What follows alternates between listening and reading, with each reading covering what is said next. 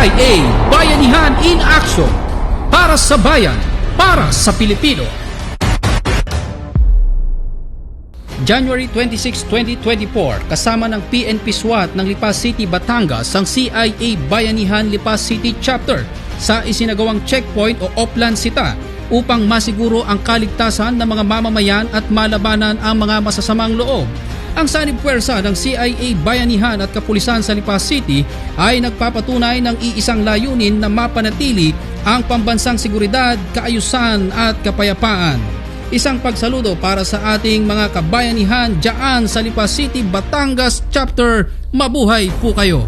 At sa ating pong mga kabayanihan mula Luzon, Visayas, Mindanao, anumang chapter po ang inyong kinabibilangan, kung nais po ninyong maitampok sa ating programang CIA Bayanihan in Action, ipadala lamang po ang inyong mga larawan at videos ng inyong mga activities sa inyong pong mga chapters. Itatampok po natin yan dito sa CIA Bayanihan in Action. Dahil sa programang ito, kayo po ang bida.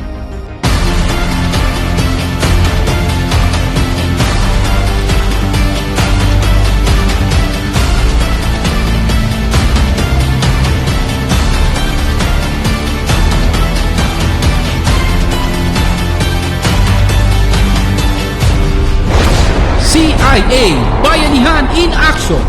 Para sa bayan, para sa Pilipino.